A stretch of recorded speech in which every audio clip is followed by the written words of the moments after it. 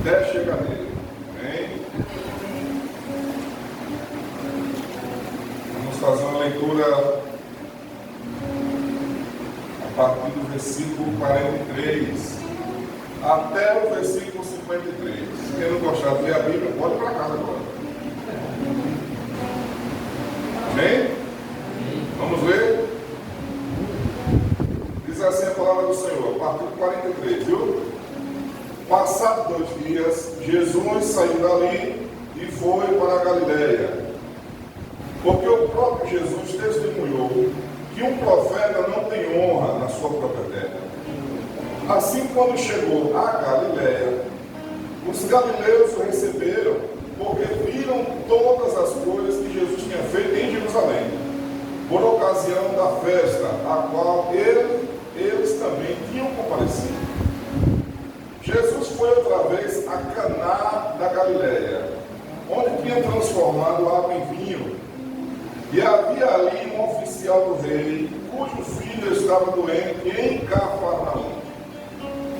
Quando ouviu dizer que Jesus tinha vindo da Judéia para a Galileia, foi até ele e pediu-lhe que fosse curar o seu filho, que estava morrendo. Então Jesus lhe disse: se vocês não virem sinais e prodígios, de modo nenhum crerão. O oficial pediu mais uma vez: Senhor, venha antes que o meu filho morra. Jesus respondeu: vá, o seu filho vai viver. O homem creu na palavra de Jesus e partiu. Quando já estava a caminho, os seus servos vieram ao encontro dele, anunciando-lhe que o seu filho estava vivo. Então perguntou a que horas o seu filho havia se sentido melhor. Informaram: ontem, a 1h da tarde, a febre deixou. Algumas Bíblias está diferente, né? A hora 7, por aí, né? A 1h da tarde, a febre deixou. Com isso, o pai reconheceu que aquela era precisamente a hora em que Jesus tinha dito a ele: o seu filho vai viver. Ele e toda a sua casa creram. Amém? Louvado seja Deus. Guarde sua Bíblia e vamos orar em nome de Jesus. Senhor nosso Deus e Pai, a Ti seja toda a honra e toda a glória para todos sempre. Deus, é no nome de Jesus que nos reunimos aqui, meu Senhor, para dar mais um culto de louvor e gratidão, Senhor. Foi no nome de Jesus que esse trabalho se iniciou, Pai, e nos alegramos na Sua presença, meu Deus, porque grandes coisas o Senhor tem feito em nosso meio, Pai. Meu Deus, nos alegramos pelo dia que passou, pela saúde que desfrutamos, pela vida, pelo alimento, por tudo que o Senhor tem nos dado, meu Deus, e nós não merecemos. Obrigado, meu Deus, por essa oportunidade também, porque estamos aqui com nossas famílias, representando nossa casa, meu Deus, prontos para ouvir a Sua palavra. Pai, a Sua palavra que nos alimenta, é a Sua palavra que nos sustenta, meu Deus. Senhor, nesse momento nós pedimos humildemente que o Teu Espírito Santo venha a falar com a Sua igreja, conosco, que eu seja apenas um objeto nas Suas mãos, que eu seja apenas um transmissor, meu Senhor, mas que nada do homem prevaleça aqui. Pelo contrário, que o Teu Espírito Santo prevaleça, que seja feita somente a Sua vontade, que a glória seja Sua, meu Senhor, que todos nós possamos ouvir Sua palavra e ser alimentados por ela, em nome de Jesus. Abençoe a todos aqui, Pai, em nome de Jesus. Amém. Irmãos, para sentar. Irmãos, graças a Deus por essa oportunidade. Graças a Deus por mais um culto da família que nós presenciamos aqui. É bem verdade que esses dias são dias de luta, né? Dias de notícias ruins. Pelo menos é o que tem se espalhado, né? É o que temos visto. Mas nós damos graças a Deus.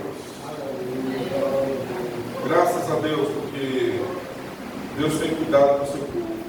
Deus tem cuidado dos seus filhos. E uma coisa eu sei, tudo que acontece, Deus tem um propósito em cada coisa. Embora a gente não entenda muitas vezes. E a gente fica perguntando o porquê das coisas, né? Por que, Deus? Por quê? Mas uma coisa é certa, Deus, Ele sabe tudo. Ele sabe de todas as coisas. Ele tem o controle nas mãos. Então, é tempo de dar graças a Deus. Precisamos ser gratos a Deus. Será que nós já agradecemos a Deus por nossa família, por nossa casa, por nossas vidas? Nós temos visto muitos relatos de famílias tristes, né, sofrendo. E precisamos também lembrar do quão Deus tem sido bom conosco. Irmãos? Quão bom Deus tem sido conosco. Porque todas as famílias que estão sofrendo não são, em hipótese nenhuma, melhor do que a nossa. Poderia o quadro ser o contrário. Poderia ser a gente só chorando. Eu, vendo as notícias aí, eu mesmo lembrei, né? Eu já enfrentei situações assim. Eu, com apenas 14 anos de idade, já enfrentei, chega, né, José? Quem não lembra dessa cena? O Zé aqui do ladinho estava na geladeira no telhado, o chão pendurado. Já passei por isso. Então, diga a vocês, né? Eu sei exatamente a dor que a gente tem. Mas dou graças a Deus. E o Deus que cuidou de mim, Ele tem misericórdia de cada uma delas. Amém? E louvo a Deus pelo esforço da igreja em me ajudar. Mas então é com esse espírito de gratidão que a gente chega aqui hoje para falar de família. E o tema dessa mensagem é esse: Senhor, eu preciso de um milagre. Quem precisa de um milagre aqui? Quem precisa de um milagre aqui na família? Você veio para o lugar certo, você acertou em cheio. Graças a Deus por isso. Amados, esse texto que nós lemos aqui, ele, embora muito curto, traz um ensinamento muito profundo para todos nós. Ele narra uma cena muito inusitada, né? Não sei se você prestou atenção na leitura, mas tem muitos elementos aqui que nós precisamos parar e dar atenção à palavra de Deus. Nós temos muito a aprender com isso aqui. Mas antes da gente mergulhar nessa história, eu gosto de fazer um panorama, né? Do porquê chegamos até aqui. Então, já no início aqui do texto, esse 43, o escritor ele fez questão de mencionar o seguinte: passado 2 dias, Jesus saiu dali e foi para a Galiléia. Aí você pergunta, mas saiu dali de onde? Se você voltar um pouquinho no capítulo 4, lá no início, você vai ver a história do encontro de Jesus com uma mulher, em um determinado poço. Que mulher é essa? Quem sabe dizer? Quem lembra de qual? Samaritana. O capítulo 4 de João é o único que narra essa história, esse encontro de Jesus com a Samaritana. E é no capítulo 4 que já começa a mostrar para a gente o contexto disso aqui. Porque ele começa assim: quando Jesus soube que os fariseus tinham ouvido dizer que ele fazia e batizava mais discípulos de João, se bem que Jesus mesmo não batizava, mas sim os seus discípulos, Jesus deixou a Judéia, retirando-se outra vez para a Galiléia, e era necessário passar pela região da Samaria. Talvez na sua Bíblia, lá no final, tenha alguns mapas, né? Tem Bíblia que tem, né? Se você reparar direitinho, é só você acompanhar o texto. Jesus estava na Judéia e ele resolve sair de lá e voltar para a sua terra natal, que era na Galiléia. Então, saindo de Jerusalém, da Judéia, ele passa por Samaria e é aí que ele tem um encontro com essa mulher. Então, no capítulo 40, no versículo 43, aí o autor diz o seguinte: 2 dias depois que ele se encontrou com essa mulher samaritana, e houve aquela revolução naquele lugar, né? Porque muitos samaritanos creram, é assim que a Bíblia diz. A mulher ela sai correndo, ela começa a espalhar. Olha, tem um profeta aqui, ele disse tudo a meu respeito e tal. E ela traz muitos samaritanos, e muitos deles acreditam na palavra de Cristo. E muitos samaritanos creram no Evangelho, creem em Jesus Cristo. Então, aquela que seria apenas uma passagem, Jesus ainda fica 2 dias ali, com eles, ensinando, ministrando, curando. Era a agenda de Cristo, né? E é aí que começa. 2 dias depois, Jesus sai de Samaria e segue seu caminho até a Galileia. E aí no versículo 44 diz assim: o próprio Jesus testemunhou que um profeta não tem honra senão na sua própria terra. Note que o autor, ele narra essa cena como se fosse no passado, né? Ele diz assim: Jesus testemunhou isso. Quando foi que Jesus testemunhou isso? Quem é que lembra? Quem é que lembra quando foi que Jesus disse assim: olha, profeta não tem honra a não ser na sua terra? Quando foi que ele disse isso? Quem lembra disso? Tudo faz parte do mesmo caminho. Ele sai da Judéia, passa por Samaria, ele vai para a sua terra. Qual era a terra de Jesus? Quem lembra? Ele nasce em Belém, mas ele é criado desde a infância no lugar, Nazaré. Quem lembra? Por isso que ele é chamado de Nazareno, né?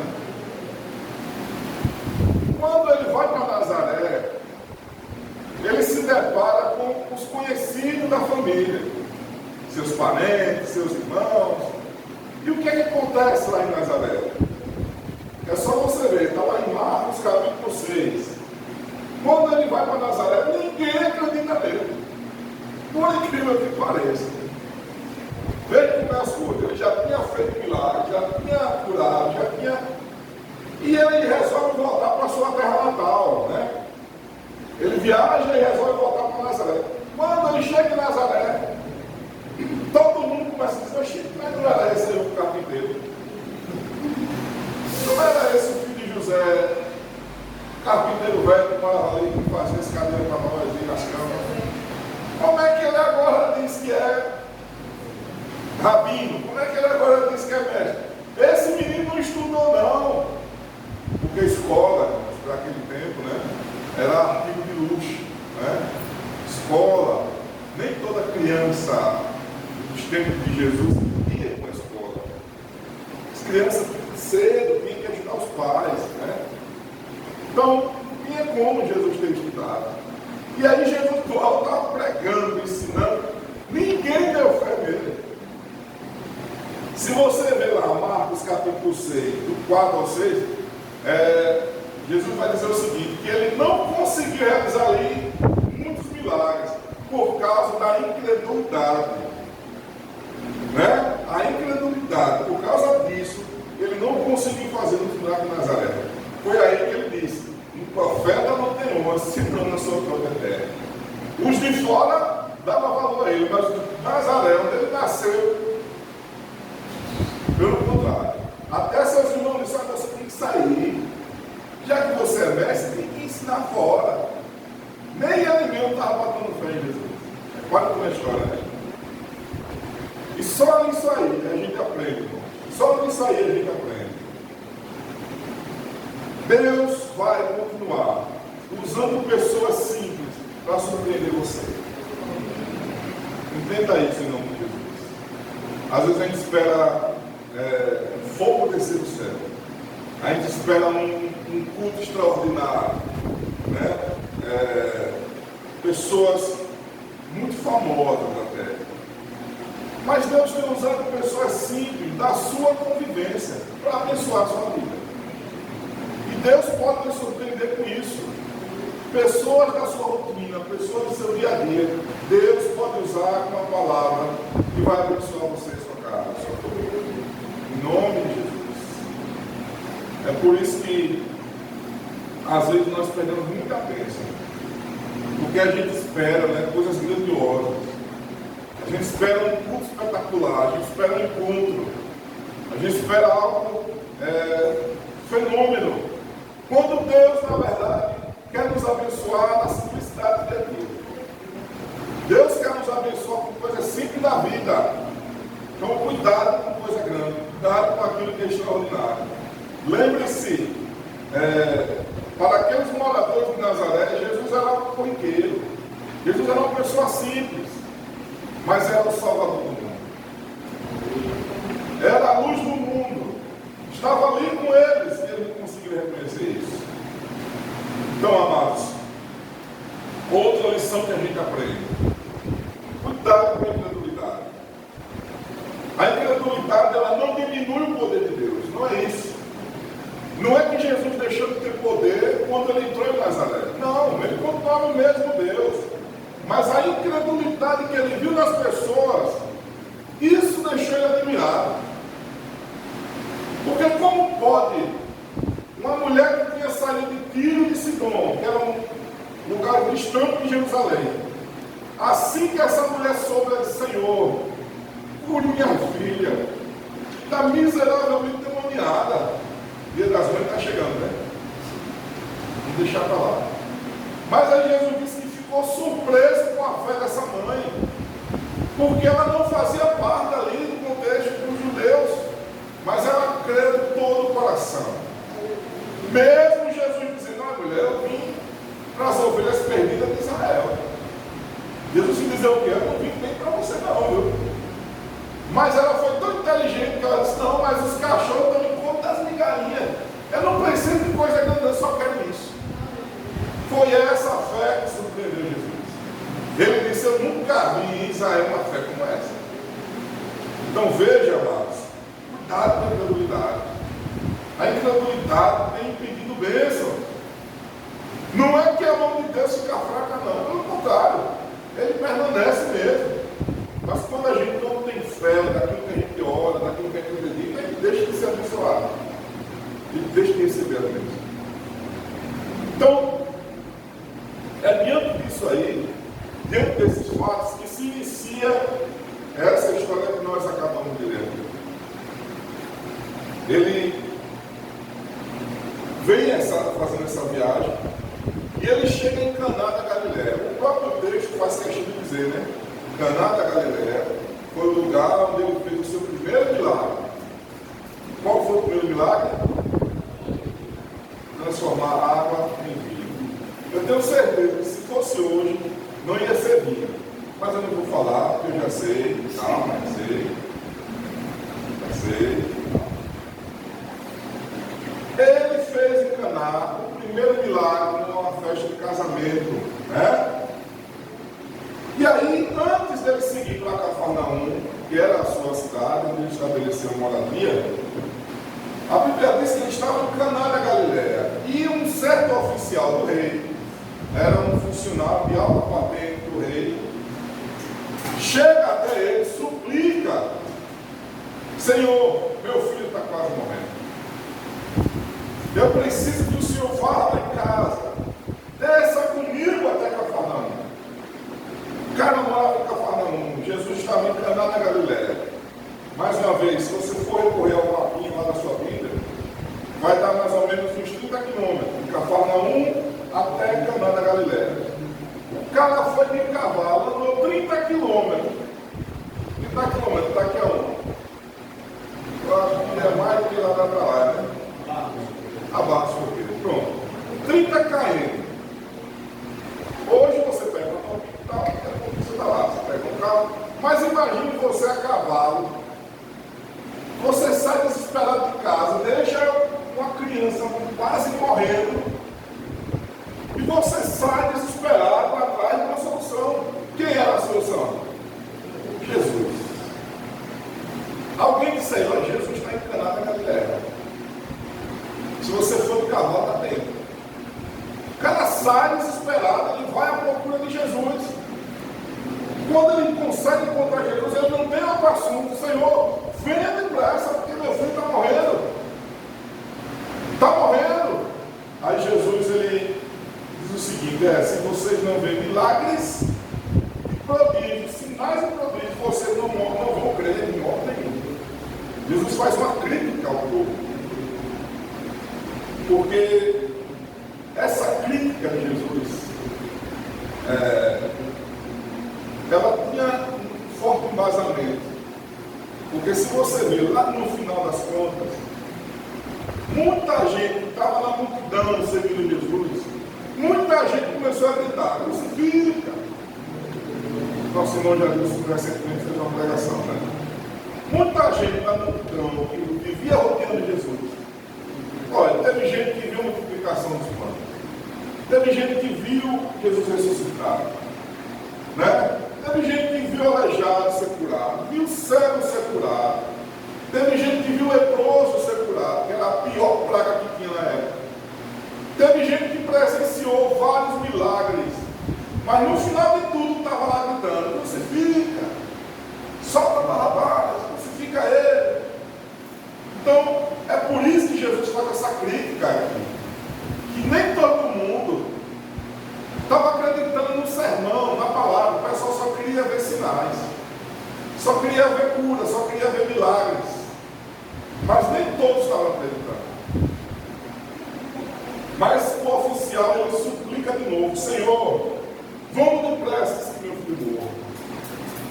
Irmãos, Jesus olha para ele e diz assim: vá, seu filho vai morrer. É uma palavra relativamente simples, né? Jesus, ele não faz algo extraordinário. Jesus não dá 3 pulinhos, né? Jesus não fala uma língua estranha, que é para validar aquilo que ele... Jesus, ele fala algo simples: pode ir, seu filho não vai morrer. Eu queria saber de vocês.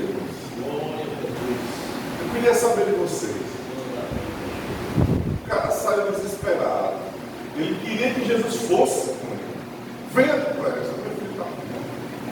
E a única coisa que Jesus faz é falar: não, pode ir, não vai morrer não. Mas a Bíblia diz que ele acreditou na palavra. Está lá, versículo 50 lá. O homem creu na palavra de Jesus e partiu.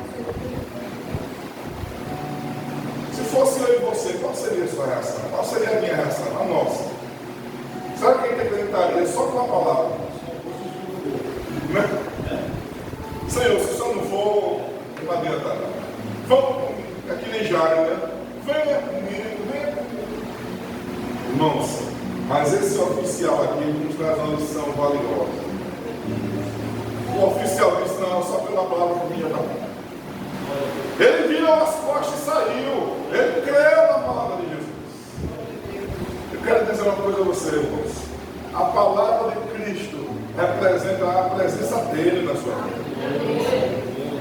A palavra de Deus é a presença dele na nossa vida. É por isso que é importante, irmão, darmos atenção à palavra de Deus. Dê atenção à palavra do Senhor. Como é que você diz: Senhor, vai lá na minha casa, vai lá em casa, mas a palavra dele é a presença dele. É isso que o texto aqui quer nos ensinar essa noite. Jesus disse: não, a minha palavra é suficiente. Pode ir, seu filho não vai morrer não. Jesus não precisou repetir, não precisou falar 10 vezes. Uma vez só ele disse: não, vá, seu filho não vai morrer. E é tão interessante a coisa que ele vai embora, né? E assim que ele vai chegando em casa, alguém vem ao encontro dele. E alguém diz: olha, seu filho está vivo. Né? É para a notícia como já muda, né? Seu filho está vivo. Aí ele pergunta: mas que hora ele começou a se sentir melhor? E alguém diz: foi por volta de 1 da tarde. A mesma hora que Jesus falou. Deus é todo poderoso. Na hora que ele determinar a palavra, é o momento da cura da sua vida, é o momento do milagre. Mas a hora que determina é ele. É ele que diz a hora, é ele quem diz o momento da sua cura. É ele, somente ele, que vai dizer a hora do seu milagre acontecer. Nós não determinamos nada. O que determina é Deus. Quem diz a hora de começar é Deus. Quem diz a hora de terminar também é Deus. Mas creia que Deus tem uma palavra de ânimo para a sua vida. Deus tem um projeto, um plano para a sua casa, para a sua família. Creia nisso em nome de Jesus. Irmãos, 3 lições valiosa nós aprendemos aqui. A primeira lição é que não importa a posição social de alguém, vai ter um momento que o problema vai bater na porta. Não importa quem você seja, vai ter uma hora que a aflição vai bater na sua casa também. Aprenda isso em nome de Jesus. Antes de você sair daqui me ensinando, entenda a palavra de Deus. Não estou desejando mal a ninguém não, mas entenda o que a palavra de Deus está falando aqui. O texto diz que ele era um oficial do rei. O oficial do rei já está dizendo muita coisa, né? Ele não era só um empregado, ele era alguém de patente alta, né? Ele era um cara que, em relação aos outros, ele tinha um certo privilégio, ele tinha um certo status. Quando ele passava, ele dizia: olha, ele é fulano de tal, trabalha diretamente. Mas esse fulano de tal estava com a morte dentro de casa. O filho que ele tinha estava prestes a morrer. E aí? Do que servia a posição dele? Do que valia ser oficial do rei se a morte já estava em casa? Irmãos, não importa a posição que o ser humano possa ter na vida, um dia ele vai recorrer a Jesus. Um dia ele vai passar por uma situação que ele vai dizer: meu Deus, só o Senhor agora na minha vida. Não importa ao que tem dinheiro, ao que não tem dinheiro, ao que tem posição social e ao que não tem, todos precisam de Jesus. Todos precisam de Jesus. Talvez seja esse o principal problema da humanidade, né? Aqueles que têm muito acham que não precisam. Uma vez alguém me disse assim, né? Repare, viu? Alguém me disse assim: você sabia que lá na Suíça não existe igreja como tem aqui no Brasil? Você está sabendo? Até que eu fui pesquisar e ver. Lá na Suíça não tem igreja como tem aqui. Até mesmo católico. Não tem. São pouquíssimos. É coisa do tipo histórico assim. Porque aí o cara diz: não, mas sabe por quê? Porque lá não tem a pobreza que tem aqui. Não tem a miséria que se vê aqui. Lá, até catástrofe da natureza, lá é difícil acontecer. É um lugar bem estruturado, são cidades bem construídas, enfim. Ou seja, o povo lá não precisa de Deus. Eles pensam assim: vivem tão bem, para que Deus? Para que a igreja? Para que eu vou para a igreja? Se eu já vivo muito bem. Aqui é um paraíso. Veja, irmãos, que doce engano, né? Que engano miserável do diabo. É fazer com que algumas pessoas pensem que a posição social delas não vai fazer delas uma pessoa necessitada de Deus. Mas não importa o ser humano, não importa que situação esteja, sempre vai precisar da ajuda de Deus. Sempre vai precisar. Outra coisa que a gente aprende aqui, irmãos, já para a gente encerrar: as aflições da vida podem nos ajudar a nos aproximar de Deus. Pare e pense. Talvez se o filho desse oficial não passasse por isso, ele não procuraria Jesus. Mas por quê? Porque ele trabalhava para Herodes Antipas. Era o rei da época, né? Não é o mesmo Herodes que queria matar Jesus quando ele era novinho. Aquele Herodes era o pai. Esse aqui é o outro Herodes que mandou decapitar João Batista. Se o cara era trabalhador de Herodes, trabalhava lá no palácio, ele não podia, em hipótese alguma, ter nenhum contato com Jesus, né? Senão o bicho pegava para ele. Olha, tem um funcionário seu aí que está andando com Jesus. Estão dizendo aí que esse Jesus é o rei, viu? Então tá ligado, né? Se eu tenho um traidor aí mesmo para vocês aí, o cara que está andando não está com Jesus. Mas quando ele viu que a morte estava lá do lado do filho dele, ele deixou tudo e foi correndo até Jesus. E ele roncou, ele suplicou. Se você prestar atenção no texto, ele repete duas vezes: Senhor, vamos depressa lá em casa. Meu filho está morrendo. Irmãos, por incrível que pareça, muitas pessoas só vão até Jesus por meio da dor, por meio da aflição.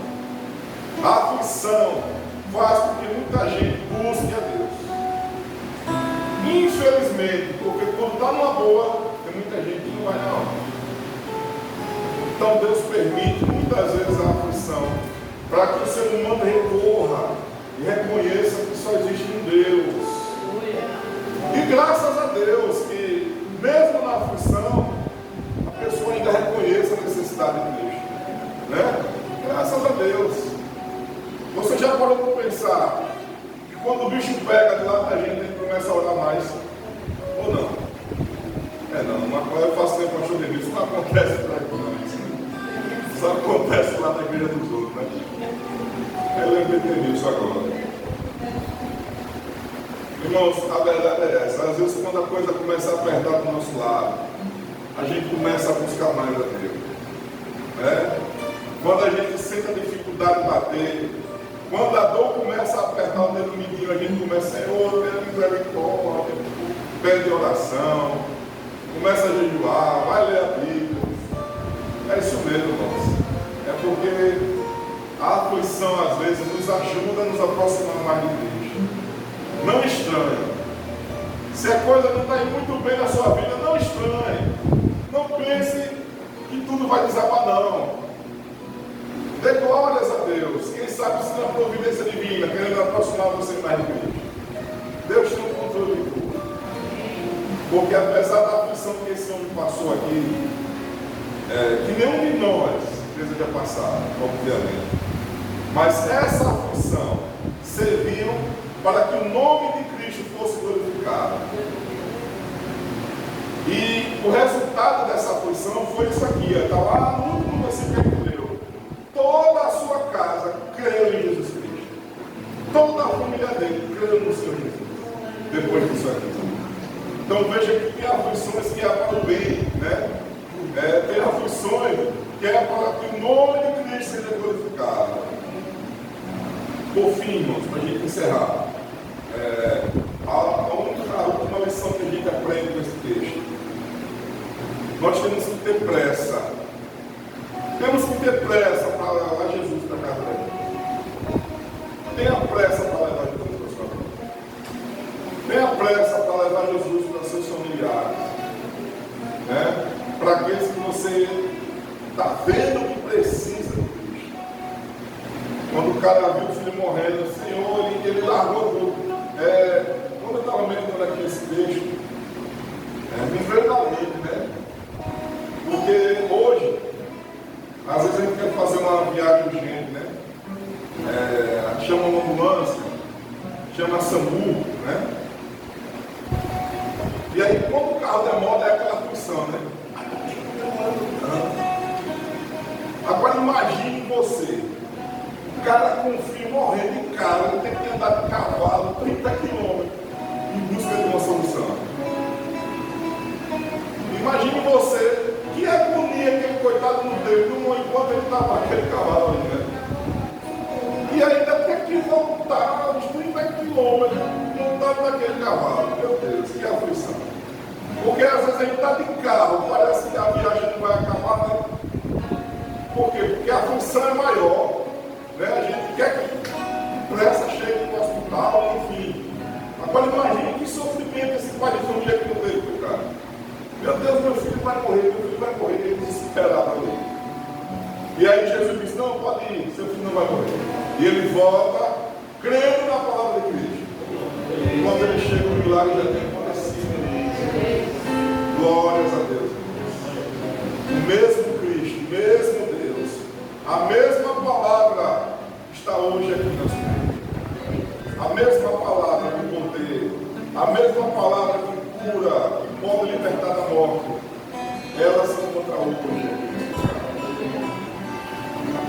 Se você veio aqui buscar bênção para a sua família, creia na palavra do Senhor Jesus. Creia na palavra de Cristo Jesus. Amados, tem muita gente que diz assim, e eu mesmo já falei, né? O povo que viveu aqui nos dias de Jesus, lá naquela época, aquele povo sim era um povo privilegiado, porque era um povo que via Jesus pessoalmente, andava com ele. Quem dera se nós também tivéssemos. Irmãos, mas veja bem, a palavra de Cristo é a presença dele nas nossas vidas. Ele mesmo disse: bem-aventurado são aqueles que não vão me ver, mas vão crer mesmo assim. Então você é bem-aventurado, você é bem-aventurada. Você não precisa estar fisicamente, né, perto de Cristo, não. Você crê que Ele está aqui agora. Mas por que você crê? Porque você acredita na palavra que Ele deixou. A palavra de Cristo é a verdade. A palavra de Cristo é o poder de Deus aqui. O próprio apóstolo disse: não tenha vergonha do Evangelho, porque é o poder de Deus. A palavra de Cristo é o Evangelho, é o poder de Deus. Então, carregue a palavra de Cristo na sua vida, né? Carregue a palavra de Deus. Amados, nesse nome de Jesus, fique em pé. Vamos orar por nossas famílias. Vamos orar por nossa casa. Vamos orar também pelas famílias, né, que estão sofrendo aí por conta das enchentes, enfim. Não só aqui no nosso povoado, né, mas como todos já estão acompanhando aí no noticiário, a grande tragédia lá no Rio Grande do Sul, enfim. Eu sei que se aqui já tem muita gente sofrendo, aqui perto da gente, tem muita gente sofrendo, que a gente não deseja estar no lugar deles. Imagine lá, né? Onde foi, não sei, 100 vezes pior, né? Então vamos orar por nossas famílias. Vamos orar por essas famílias. Amém, Jesus. Porque o cristão, ele reconhece a responsabilidade que ele tem de orar por sua família, mas não se esquecer também do próximo, né? E é isso que a Bíblia caracteriza como um filho de Deus. Quando a gente consegue amar o próximo, aí nós somos chamados de filho de Deus. Vamos orar em nome de Jesus. Sei que você está orando na sua casa, sei que você já tem orado para essas famílias, mas vamos aproveitar agora, né? O culto da família. Por que não? Por que não ser esse um momento propício para a gente orar também? Por nossa família e por essas famílias que estão sofrendo. Ore, pedindo ao Espírito Santo que traga conforto, né? Traga alívio para a situação. Tem gente desesperada. Tem gente desesperada na hora dessa. Tem gente que não sabe quando vai poder voltar para casa. E quando voltar, o que é que vai encontrar lá? Não sabe, né? Então, vamos orar, irmãos. Vamos orar para essa Deus, no nome de Jesus. Senhor nosso Deus e Pai, Deus de misericórdia, de graça. Meu Senhor, que a Ti seja a honra e a glória e o domínio para todos sempre. Amém.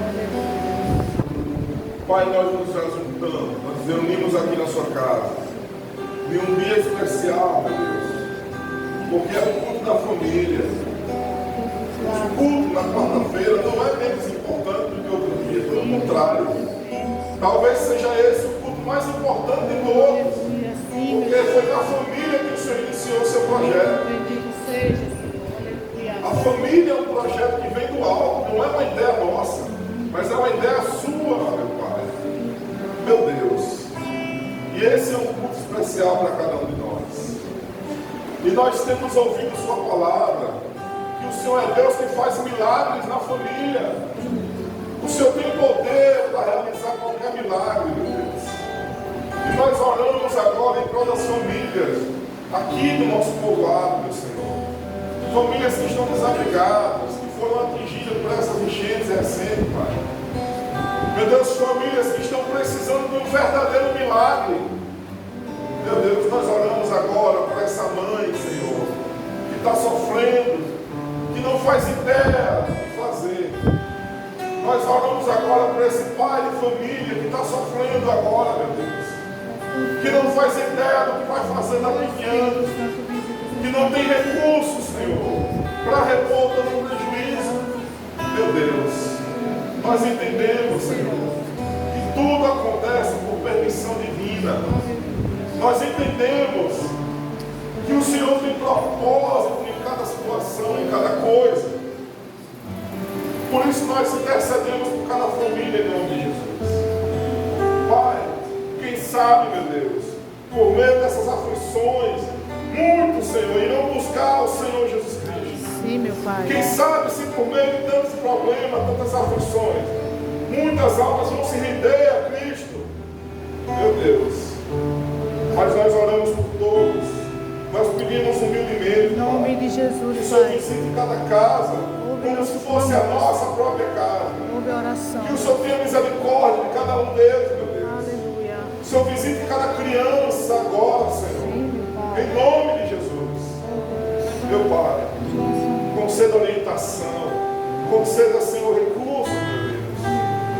Realiza um milagre em cada família, em nome de Jesus. Em nome de Em Jesus. nome de Jesus. Visita cada lar, meu Pai, Deus.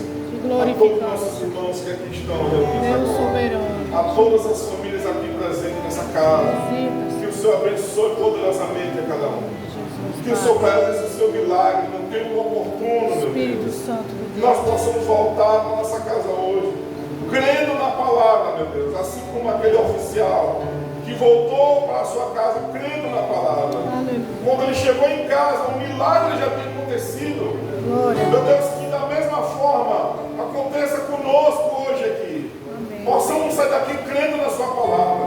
Que ao pisar em casa, um milagre já tenha ocorrido, meu Deus. Aleluia. Que o seu nome seja glorificado, em nome de Jesus. Pai, é isso que nós pedimos. E nós o agradecemos por tudo, em nome de Jesus Cristo. Graças a Deus. Passa a ser a palavra.